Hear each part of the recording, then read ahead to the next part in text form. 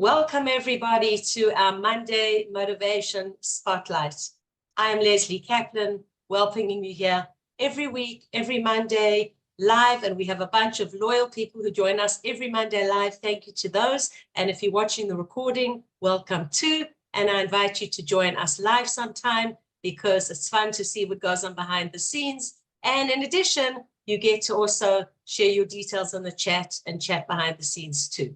So today, like every single Monday, we have a very interesting and special guest who I'll introduce in just a moment.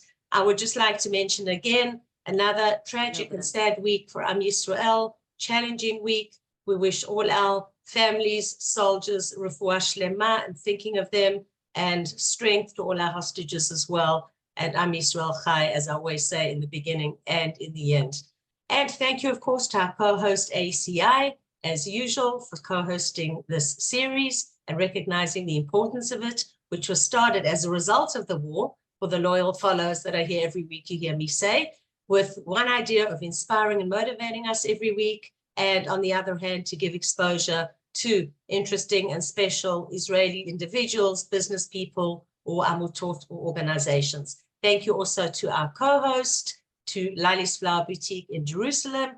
And thank you, I'm not sure if she's here, but maybe she'll listen to the recording, Miri of Nashika, for suggesting Ruti, who is our guest, and I'm going to introduce now, to be on our show, that she would make a very interesting guest. So Ruti, I'm co-hosting you, co-spotlighting you now. It has been great to meet you so far. We were chatting behind the scenes and leading up to this event. Many of you know Ruti Eastman, but for those of you who don't, she's going to be a very interesting guest. No pressure, Ruti, no pressure. So let me tell you who Ruti is. Ruti served in the US military, which is very unusual for a woman, so we'd love to hear a little bit about that. She married her hero. We'd also love to hear about that. She homeschooled four boys, which is not simple. Four boys in particular. She made aliyah in 2007, and she's very well known for publishing numerous online journals, poetry, short essays. A little bit later, I'll put her links in the chat that you can see and have access to where some of her things are. And she loves playing harmonica and percussion with her family band. So Ruti, we have lots of things to talk about. The aim is to inspire us during these challenging times. Tell us a little bit about yourselves, about all the different things that I've mentioned leading up in your bio, and take it away. I'm going to take off my spotlight and you'll be the spotlight. Enjoy. Oh no, where to start? Where to start? Good question. So I am the child of a Polish Jewish Holocaust survivor and a lapsed Catholic mommy. So at some point I had to convert. I met my husband in the US Army. He's my hero because I watched him. First of all, he treats people like they matter. The cashier is not part of the cash register. She's an independent, important human being. The guy at the toll booth is a person with a life. I loved watching that. In the Army, I watched him tell people, you're the best person for the job, and then step back and let them do it, let them prove it to him. So that makes him my hero, because empowering people, making people feel good about their particular unique mission on the planet is my favorite thing. Great, so that's your husband. Tell us about what led you to make aliyah.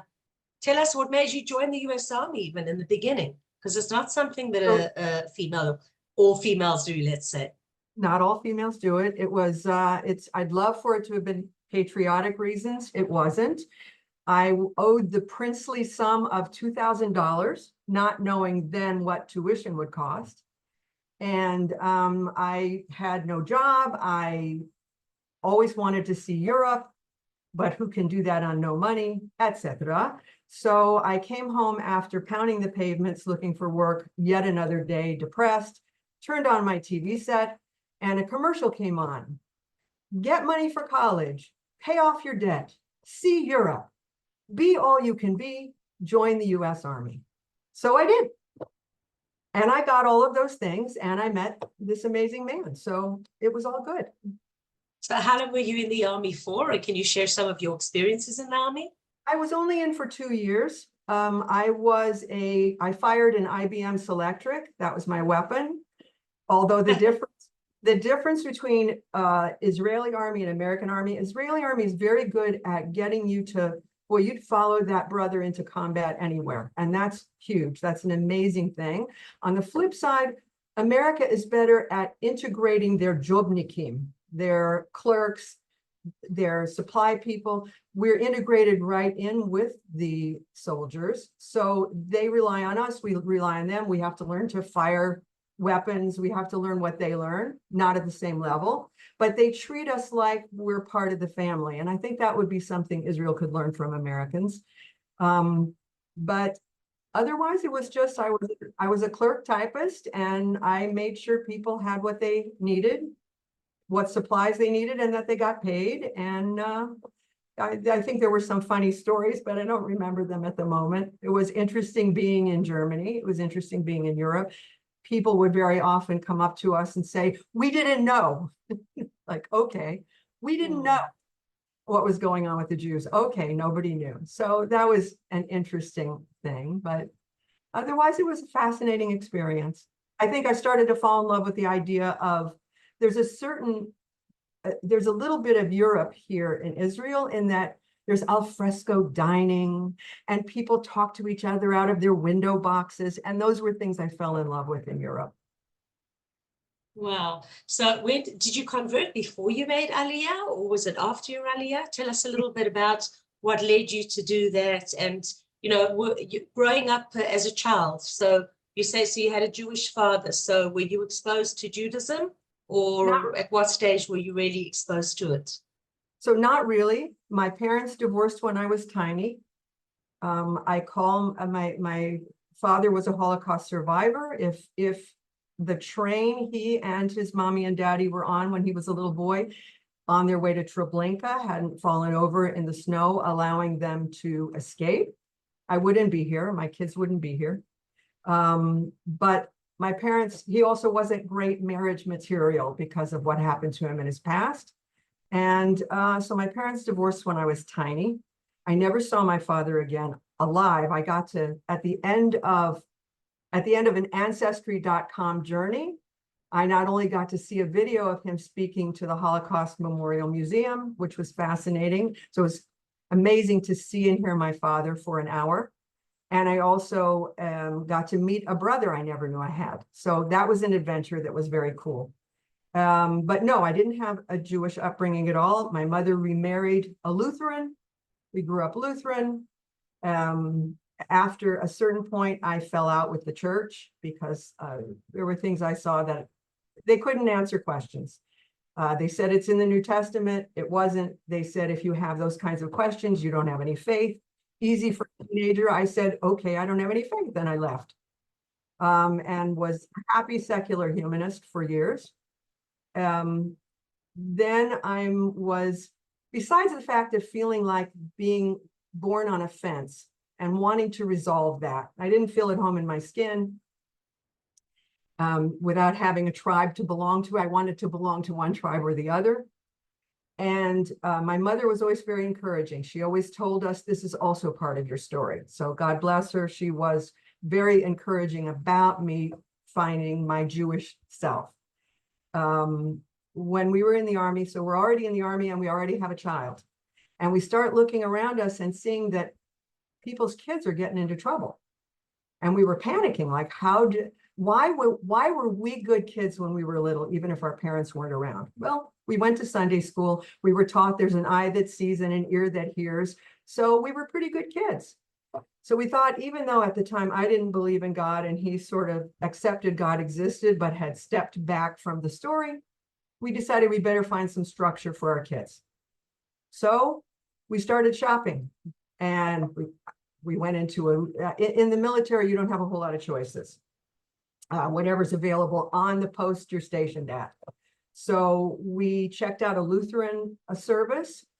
That totally didn't fit us. It felt like a too tight suit with short sleeves and short pants. It was just uncomfortable. I sat for a while with the Catholic priest because my mother was Catholic. So I thought maybe this is for us. I ended up giving him therapy for 2 hours because he was He liked women and didn't understand why he couldn't have a wife. And I didn't feel he could probably give us solid guidance. And that was probably not the path for us. A Christian friend, knew I was half Jewish and said to me, instead of "you should come to my church," she said, "Oh, you should talk to my friend Joe Schwartz."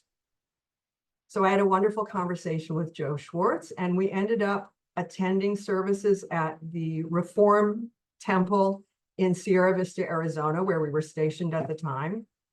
And they were so warm and loving. They embraced my baby and me as if we were long lost relatives. When my husband finally was able to join us for a service, he saw the words, "and you shall teach these words to your children," not knowing it was the Shema, but fell in love with those words. And that was the beginning.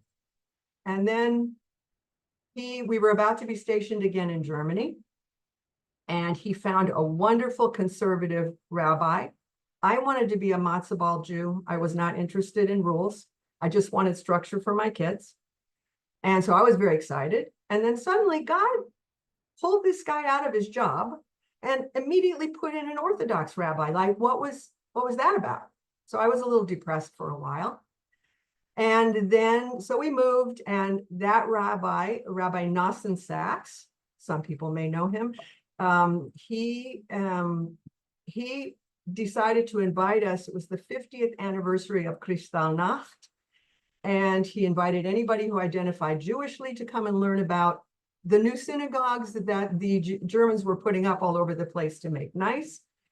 And so we went, and we were the only ones who showed up. So instead of a class on Kristallnacht, which we were pretty savvy about already, he got a 2-hour class on the Eastmans, and he invited us to join his classes, and we did, and then things grew from there. So we converted in Germany. We actually converted in Germany. Mm-hmm. And when did aliyah start coming into your minds about actually moving to Eretz Israel? In 1991, so now we already have 2 sons. In 1991, just before we got out, after he was about to retire from the service, it was also the Gulf War era. He took me for my very first trip to Israel. He had been before with a couple of Christian missions. Now he took me.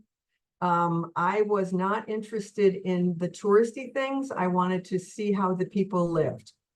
Fell in love immediately, told him, "Go home and get the kids. I'm staying." Of course, it took us 16 years to get here, but I was in love immediately. These quirky, crazy people made sense to me.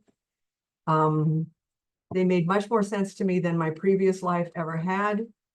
And I felt at home, and that was the beginning.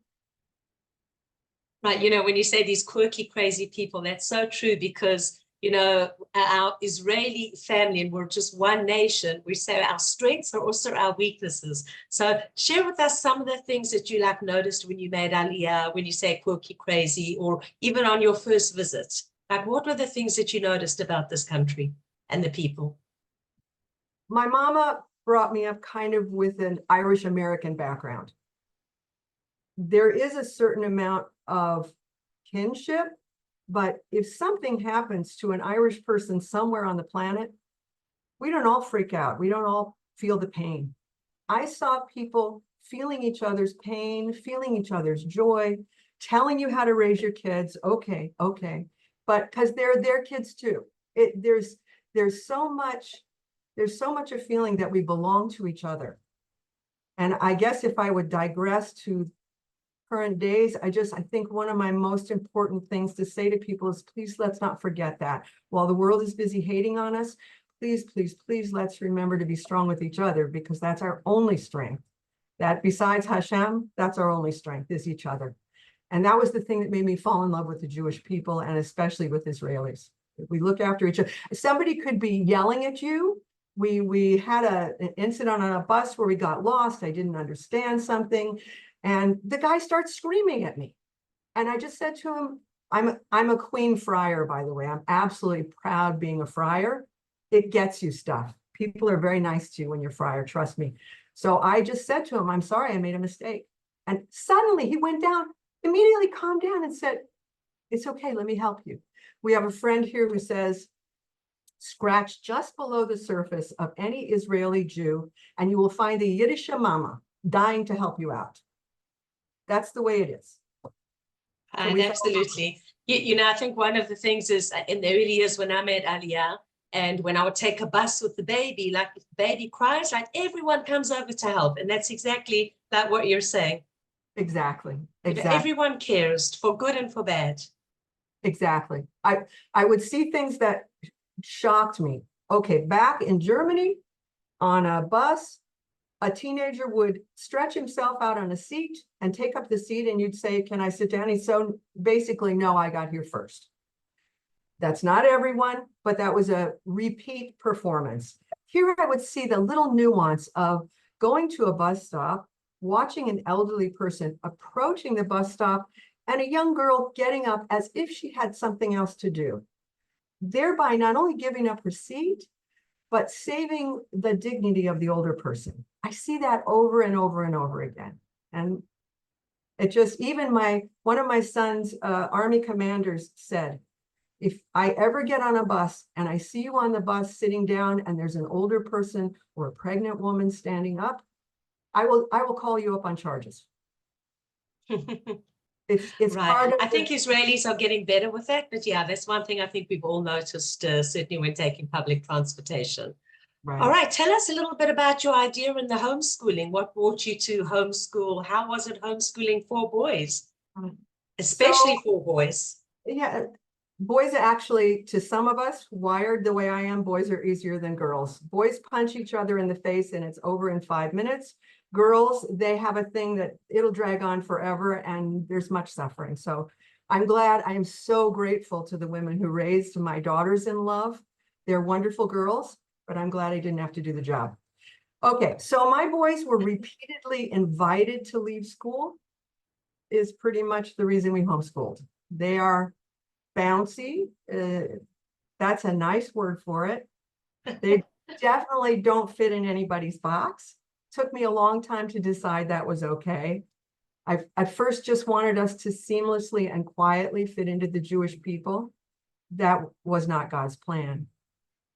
So they're wild, crazy men, and I had to bring them home and teach them because they were disrupting the school.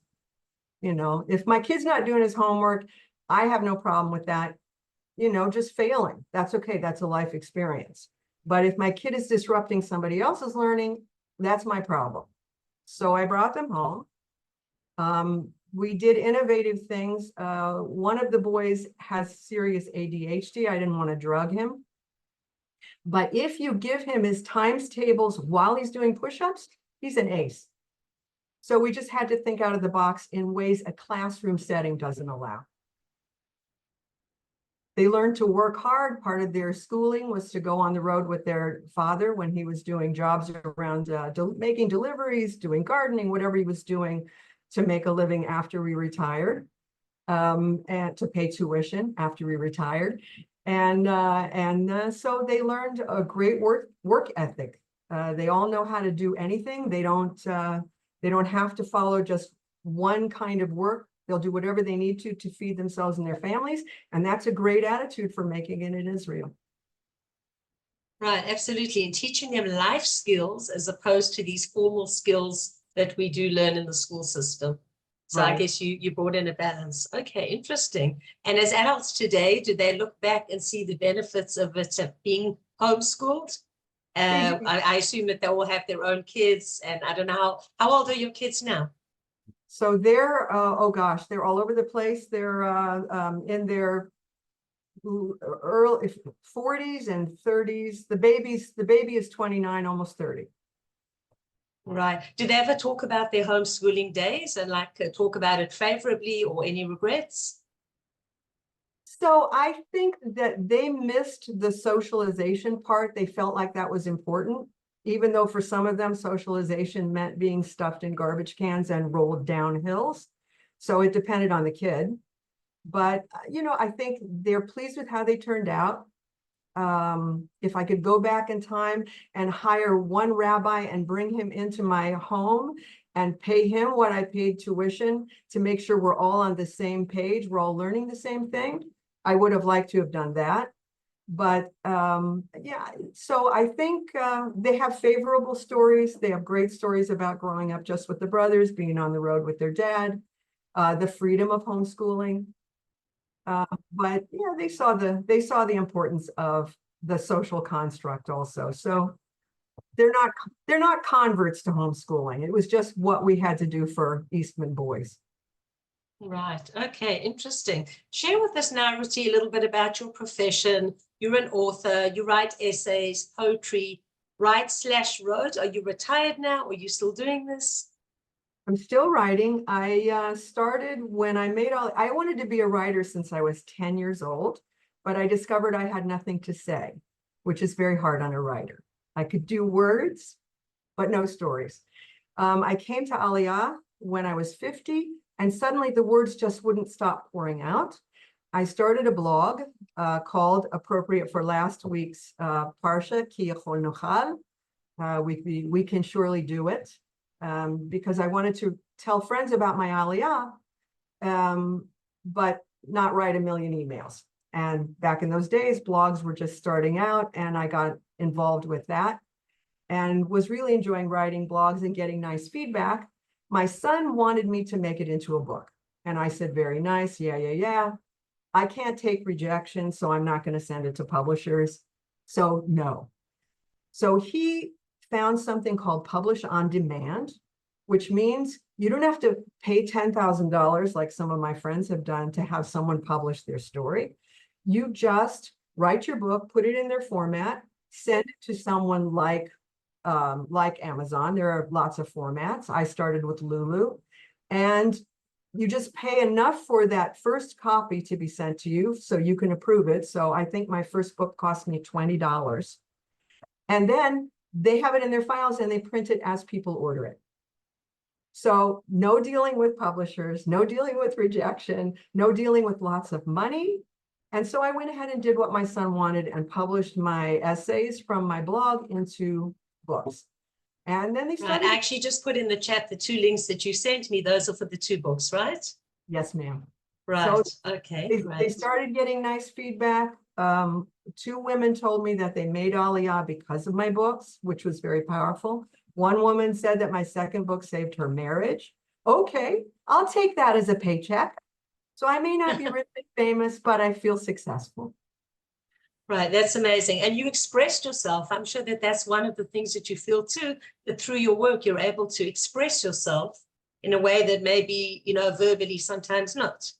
Exactly. You hit the nail on the head. And I always encourage people, if you have a story in you, and everyone does, especially you have stories for your grandchildren and great-grandchildren. If I had not seen that video of my father's, there's so many pieces I would not have heard about my own background. The people who were involved in my life, tell your story, get it down. Don't worry about if it sells 1 million copies. Just get it into print so your kids can hold it in their hands and they can read it to each other. People read it on Shabbat. It's wonderful. You can encourage people. You can share your story with your family. Right. It's definitely something also for this generation and the next. And many of your friends are here. Yeah, our friend Rebecca just said here, you're one of her heroes. So, sometimes you don't know the amount of impact that you actually make on other people. And it definitely sounds like you're one of those people. I feel that way about you too. I've been watching your programs and I really feel like you inspire people, and that's the most important thing in the world. Thank you. Our aim is to inspire, absolutely. Tell us a little bit about, you play musical instruments. Do you have a family band? Tell us a little bit about that. We have a family band. We started out, I used to sing everywhere. And unfortunately, and my mother was a nightclub singer. I ruined her career by sticking my finger in a light switch or something like that. And she said, light socket. And she said, maybe I should go home and be a mom. I probably saved her from a life of sin too, so it's okay. But she had a marvelous voice. My kids inherited her voices. And then little by little, I married this man who plays lots of string instruments, guitars and banjos and ukulele, all kinds of different things. He teaches music. And I started playing music. I have a natural rhythm, so I started playing percussion. I found out I really still wanted to sing, but unfortunately the Jewish world limits a little bit of that, the female voice. They'll get over it eventually, but right now we can't sing in too many places. I picked up the harmonica and discovered that could be my voice. Right. Well, you know, we have the wonderful Toby here on our call, and thanks to many of her productions, or all of her productions, so you have an outlet for singing now. So Toby's definitely opened the world for theatre and music for women in this country. Absolutely. We love you, Toby. She's definitely. Great. Have you taken part in any of her productions, by the way? It's never too late. I have not. Too much stage fright, but I like playing with the family band in small venues, and I love just highlighting my kids. They're the guitar players and drummers and singers, and they're fun to back up. I really like playing with them. And Israel, the opportunity in Israel, I can play along with the band, which is not so easy in America sometimes. Right. Well, you know what? Yeah, this is like, I hope this opening has opened up your way of reducing your stage fright. So you never know. Maybe the two of us will together take part in one of Toby's performances. That would be great. That is one of my future goals, by the way, just not an immediate goal. Right now I have too many other things to do. But one day, Bli Neder B'ezrat Hashem, you will see me in one of Toby's performances. I give you brachot. As I've told her before, it's on my bucket list. It's just not an immediate goal. I've got too many other things to do right now before then. Great. So Ruti, ending off, tell us about Israel today, your life today, post October 7th, you know, how that affected or impacted, if it affected you. I mean, it affected every single one of us, but the way that it affected you, your family. So my sons are soldiers. One flew over from Nashville to fight. He had just moved to Nashville from Israel, and then subsequently had lived in Gaza longer than he had lived in Nashville. He's gone back now and is doing well with his family there. I have one who's still very much involved. Look, we were so busy fighting with each other in the years before the war. And it was frightening me because there was so much divisiveness. I'm not happy about the war, but I am happy that every Israeli, every Jew, we suddenly stepped up to the plate and decided this was a more important priority. To be with each other, to be strong with each other was a more important priority. That was huge to me. Obviously it's been sad. We've lost people. Every child we lose is a tragedy. But I have also been proud to see that for the first time, my husband taught me something very important. He's a student of history. He said the 100 Years' War, there wasn't fighting every day, every year of the 100 Years' War, but we call it the 100 Years' War. The mistake of the Israelis is that we like to see it as a bunch of little wars. It's all one big war. It's been going on since 48. Our enemy understands that. We have failed to see that. It's one big war. What I'm proud of now is that for the first time in my almost 20 years of living here, I see that the Jewish people are not backing down. We are saying we have to be victorious. And in order to be victorious, we have to keep our backs together. Right, absolutely. I mean, look, we're well known for our resilience, but I think also this time the nation has got more involved in saying, like, we don't want any more. And that's what's also giving strength to our leaders. Wow, Ruti, this half an hour has gone really, really quickly. Thank you so much. I definitely found your story inspiring. For those that know you, I'm not sure if you learned anything new about Ruti, but for those that don't know you or didn't know you before, so here you just learned a couple of things about Ruti. I put in the link about what she does. Thank you so much for being our guest, Ruti. I found it, as I say, very inspiring. And thank you to all of us for joining us live on the Monday Motivation Spotlight. Next week, we have also a fascinating guest, somebody who I've known for probably, I haven't counted exactly, but close on 40 years or maybe 35 years, is Rafi Bloch, who is a cancer survivor, and he's also working with the Amutah, Kids Kicking Cancer Israel. I started off with the word cancer, but it's not. Kids Kicking Cancer Israel. He works with them today, and he's a perfect and very inspiring person to be doing that particular job. So don't forget to join us next week, same time, same place. I'm Lesley Kaplan. If you want to rewatch this, you can watch and previous recordings of all of our amazing guests on Spotlight, on Spotify. You can look at it at YouTube. Just type in Monday Motivation Spotlight. Thank you again to ACI. Thank you to our co-sponsor, Lali's Flower Boutique. And thank you again, Ruti, for being a very inspiring guest. See you next week, same time, same place. I'm Yisrael Chai, and may we have a safe and peaceful week, B'ezrat Hashem, for Am Yisrael. Bye-bye.